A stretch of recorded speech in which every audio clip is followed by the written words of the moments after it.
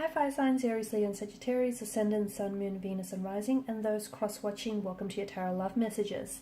Today we're going to take a look at and see what their silence really means. So, why are they staying silent? Why are they giving you the silent treatment? What's the reason behind it? What they're really trying to say here?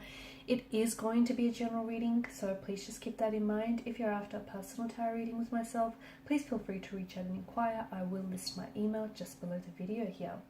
Okay guys, let's go ahead and give the cards a shuffle.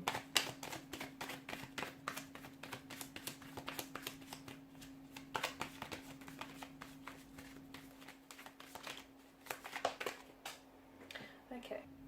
Alright, you've got the Devil here that has flown out of the pile.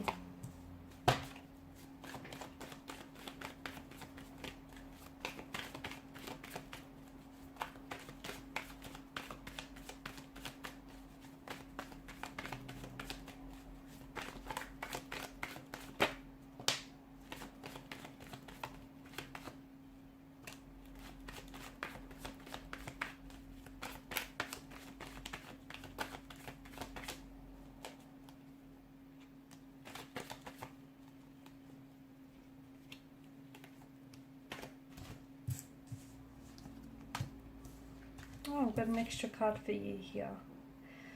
This is intense. Their lack of communication, their silence here is definitely, well, it's intense here. Bottom of the deck you have the King of Swords, and the King of Swords is the seeker of truth here. There will be contact in the future, but for now, it feels like this is all too much for some of you here. Okay, someone is really, like, your silence or their silence really is worrying you. Okay, it could be keeping you up at night. It's a very restless type of energy here. What's going on with your person? It kind of has this kind of has the energy of a possible twin flame connection. Maybe that's why it feels so intense. You guys are so you're so magnetized to one another, you're so drawn to one another that even during a twin flame separation here, you're really able to feel each other energetically. So this, for a lot of you watching, this is a twin flame separation phase, a twin flame separation period that you're going through. Okay, and I feel like, this person that you're with, this feels like a mirror soul. Okay, and essentially, a twin flame relationship occurs when one particular soul is split between two bodies. So, and these two people, these two bodies, these two souls share a very intense soul connection, mirroring each other and almost acting as this catalyst for growth and development and, transformation in each other's life here. So, it feels like you're both mirroring, even though you're going through this no contact, no communication period, you're both mirroring what each other is feeling or what each other is going through. And it feels like it's really highlighting some of your insecurities and fears. It's really bringing that out to the surface here. So I don't know that the both of you are ready for this kind of intensity or this kind of vulnerability here, even this kind of intimacy. It just feels really incredibly profound, intense, but it's also very enriching here. Okay, so I can see that, like, make no mistake, twin flame connections can be very toxic.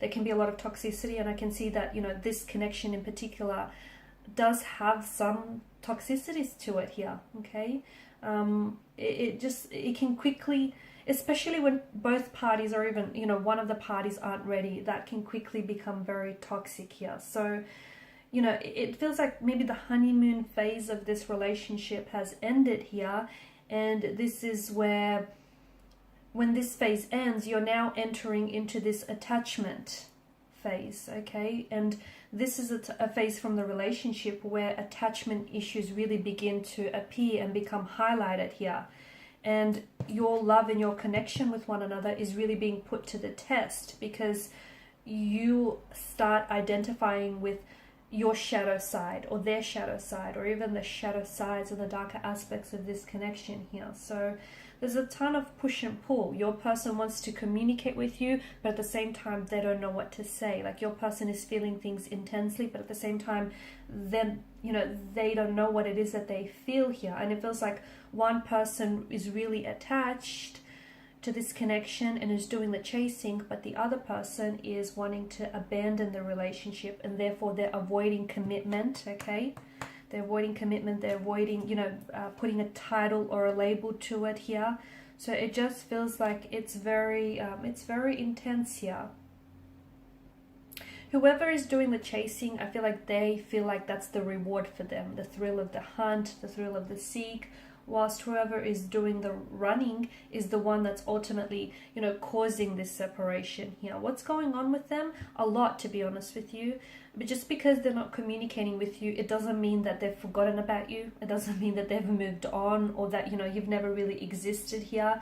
It does feel like this person is going to make their way back to you, but because this is, I feel like this reading is identifying that this is a twin flame connection, you have to understand that that might not happen as soon as you want to. And for some of you people, like some of you listening to this, it may not even happen at all. So it's for a handful that your twin flame is going to make their way back to you. And what this depends on is really on the level of work that you and your twin flame are able to do. So whilst you're both separated, it's very important that you dive deep into these shadow aspects of yourself. So those fears, those insecurities that you have, remember how we spoke about your twin flame being a mirror soul? So what they do is they hold up a mirror to you and they reflect back to you your fears, your anxieties, your insecurities, any personal issues, anything like that, abandonment issues, relationship issues, you know, and they reflect to you the work, the work that you need to do on some of these shadow aspects on yourself or on the relationship, and you do the same for them here. So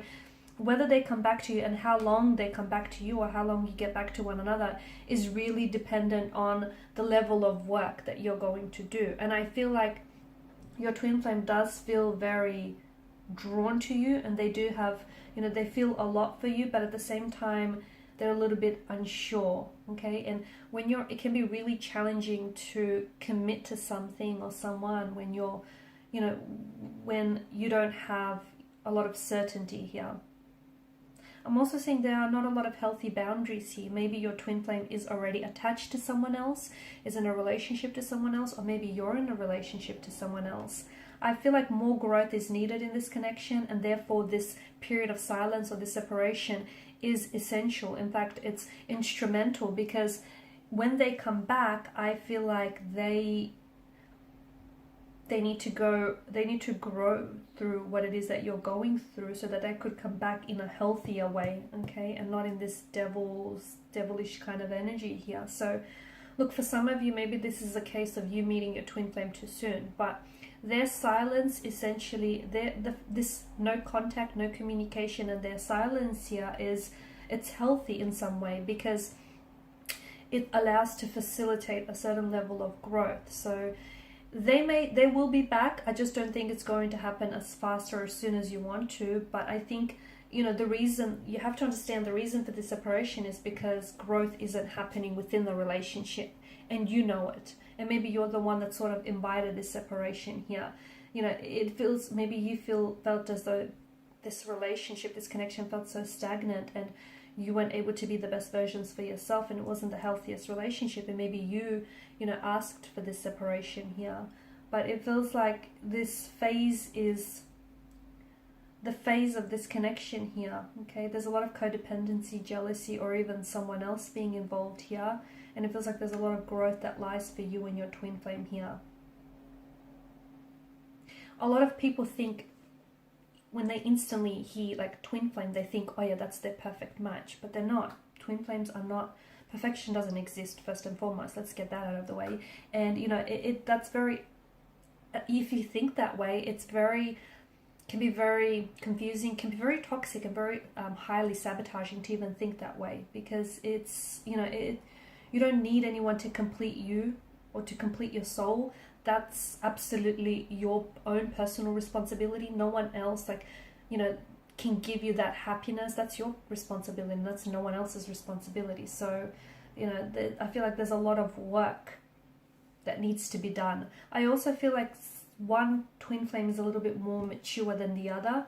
One is more maturing while the other one is stagnated. That's why you guys are out of alignment with one another, okay? Even though you're similar, you're also, you know, out of sync with one another here. But I feel like you are reflecting to each other. You are reflecting back to each other emotionally, mentally, and spiritually with what it is that's going on. They will come back into your life. There will be a lot of contact, a lot of communication. I just feel like they need to sort out some of what's going on with their energy, which is that there are a lot that they're going through. I feel like even for some of you listening, your twin flame is, in fact, they're resorting to substance or addictions here to kind of numb the pain or kind of help them cope.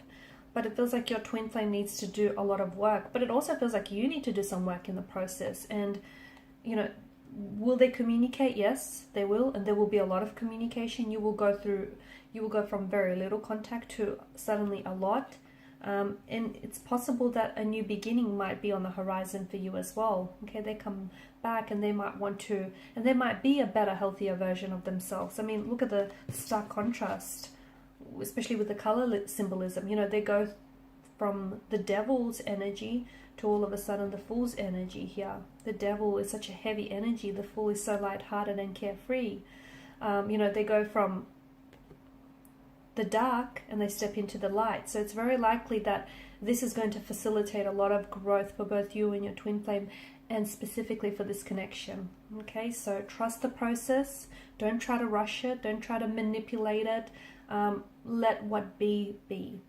Okay, and these are your messages. Thanks guys for watching and listening. Please show support by liking, sharing and subscribing. Bye for now.